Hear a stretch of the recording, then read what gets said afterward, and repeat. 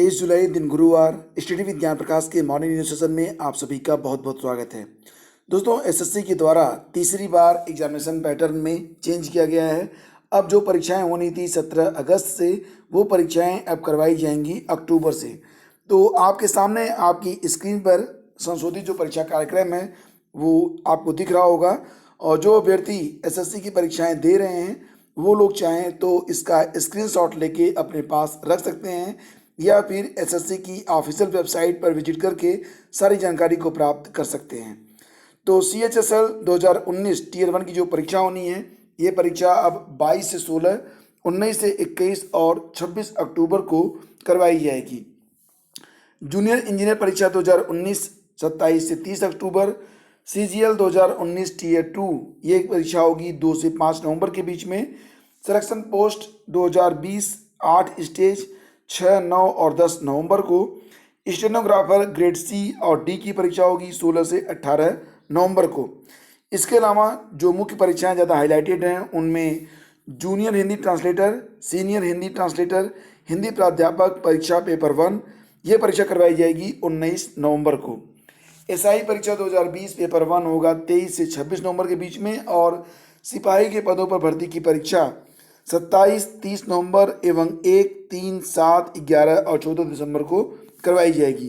तो एसएससी के द्वारा ये नया शेड्यूल जारी कर दिया गया है और ये तीसरी बार ऐसा हुआ है जब कोरोना वायरस की वजह से एग्जामिनेशन जो टाइम टेबल जारी हुआ था उसमें बदलाव करने के लिए तीसरी बार टाइम टेबल जारी किया गया है।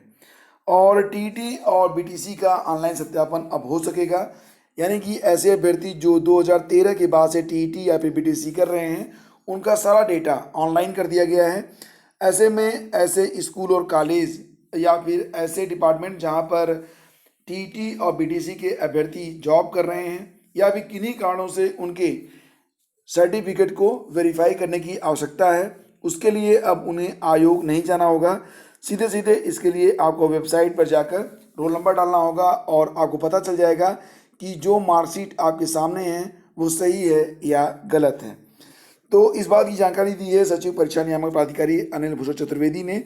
उन्होंने अधिकारियों को सूचित किया है कि टीईटी 2013, 2014, 15, 16 और 17 के उत्तीर्ण अभ्यर्थियों का जो विवरण है वो www.examregulatoryauthority.up.in के होम पेज पर, और बीटीसी के 2011 से लेकर अब तक के जो बैच हैं उसके लिए आपको www.btcexam.in पर जाना होगा।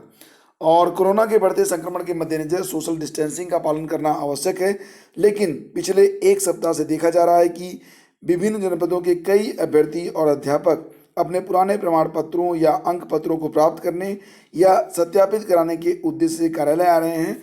तो भीड़ बढ़ने से कर्मचारियों के संक्रमित होने की भी आशंका है, इसलिए यह आदेश जारी किया गया है।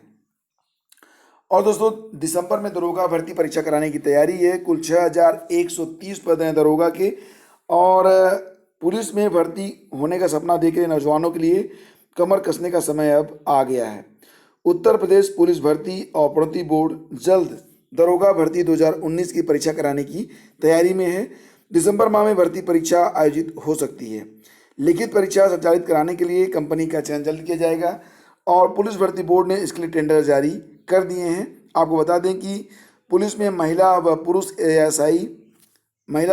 एसआई, पीएससी में प्लाटून कमांडर व फायर सर्विस स्टेशन ऑफिसर के कुल 6130 पदों के लिए परीक्षा दिसंबर में कराए जाने की तैयारी है।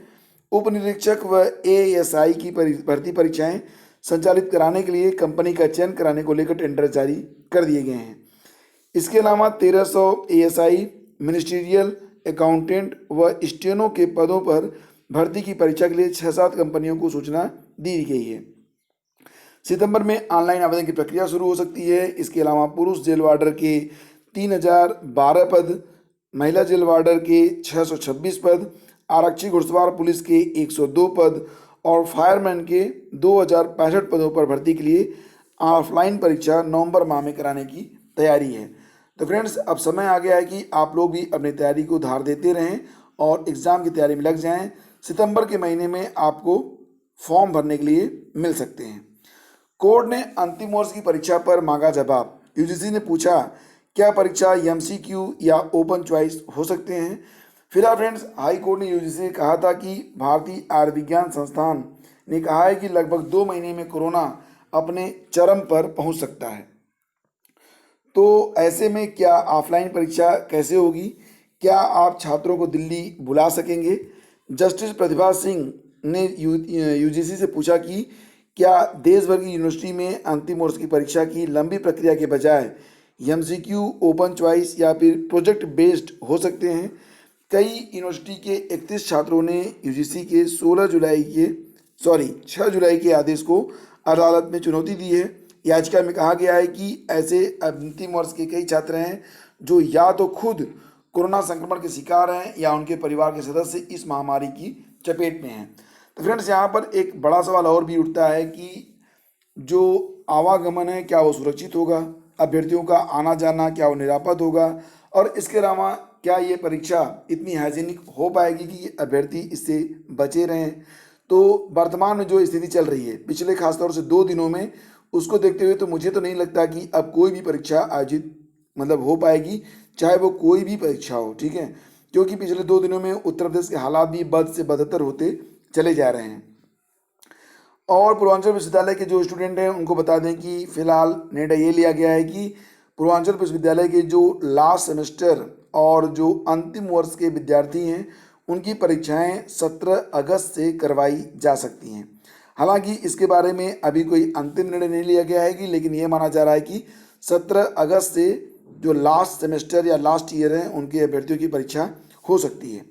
परीक्षा संबंधी सभी विकल्पों को अभी फिलहाल आम सहमति से लागू करने का निर्णय लिया गया है। और परीक्षा नियंत्रक बीएन सिंह ने कहा कि जो परीक्षाएं हो चुकी हैं उनके मूल्यांकन के लिए एक समिति का गठन किया जाएगा। और बात करेंगे लखनऊ विश्वविद्यालय के बारे में, तो स्नातक वर्ष की अंतिम वर्ष की 16 मार्च को ही परीक्षा को रद्द करने का फैसला लिया गया है। प्रमोशन का लाभ पाने वाले छात्रों को भविष्य में दिया जाएगा अंक सुधारने का मौका। ओएमआर सीट पर होगी एमसीक्यू परीक्षा, यानी कि पूरी तैयारी करवा ली गई है लखनऊ यूनिवर्सिटी के द्वारा। अंतिम वर्ष छात्रों को ओएमआर सीट पर बहुविकल्पी प्रश्न प्रणाली पर आधारित परीक्षा देनी होगी। विश्वविद्यालय प्रशासन की बुधवार को ही विद्या परिषद की बैठक में यह फैसला लिया गया है।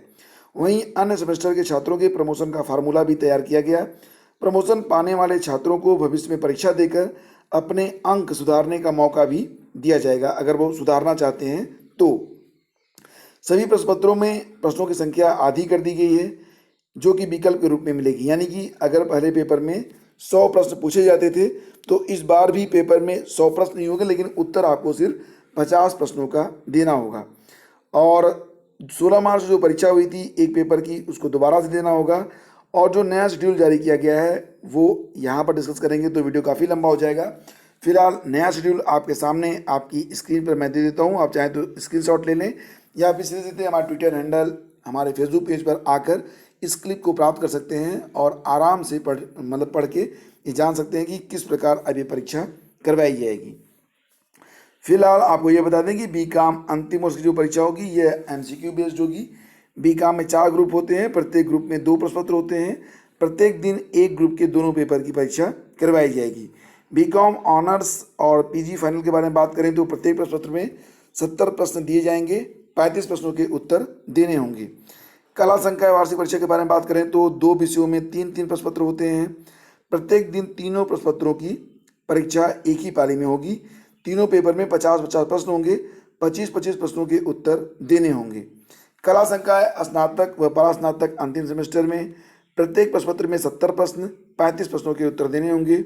विज्ञान संकाय में 3-3 पेपर और एक प्रयोगात्मक परीक्षा होती है। प्रत्येक दिन एक विषय के तीनों प्रश्न पत्रों की परीक्षा एक पाली में होगी।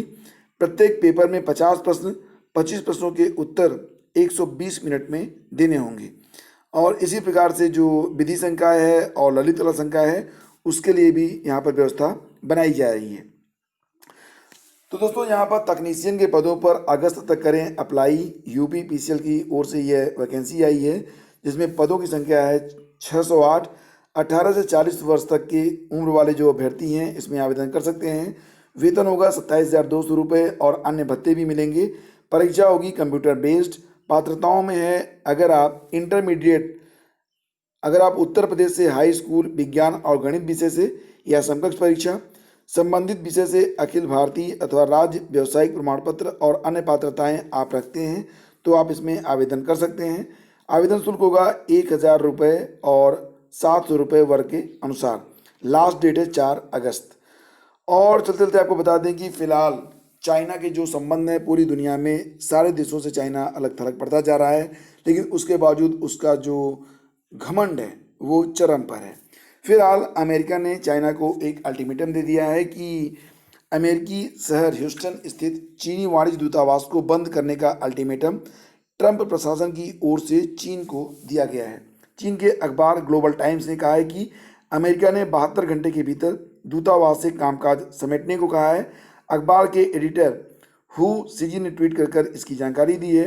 वाणिज्यिक दूतावास में कुछ दस्तावेजों को जलाने की घटना के बाद कुछ घंटे बाद ही हु का यह ट्वीट आया है। दस्तावेज जलाने की घटना के बाद ह्यूस्टन पुलिस और दमकल कर्मियों की टीम वहां पहुंची थी। इन दस्तावेजों को दूतावास के बाहर एक खुले कंटेनर में जलाया गया था। ह्यूस्टन क्रॉनिकल और 2 स्थानीय टीवी चैनलों ने पुलिस के हवाले से खबर दी है। हालांकि हु ने अपने ट्वीट में यह नहीं बताया कि उन्हें यह जानकारी कहां से मिली है कि दूतावास को बंद करने के आदेश दिए गए हैं। दूतावास शुक्रवार 4 बजे तक खाली कर दिया जाएगा। और चीन ने इसे अपमानजनक और अनुचित कदम बताया है। विदेश मंत्रालय के प्रवक्ता वांग वेनविन ने कहा कि अमेरिका अपना फैसला नहीं बदलता है तो कड़े जवाबी कार्रवाई किए जाएंगे। हमेशा की तरह अमेरिका सबको गिरर धमकी देता हुआ आगे बढ़ रहा है। फिलहाल फ्रेंड्स ये थी सारी update. Thank you so much for listening. Video अगर आपको पसंद आया तो इसे लाइक और शेयर करना बिल्कुल भी मत भूलिएगा। Thank you so much.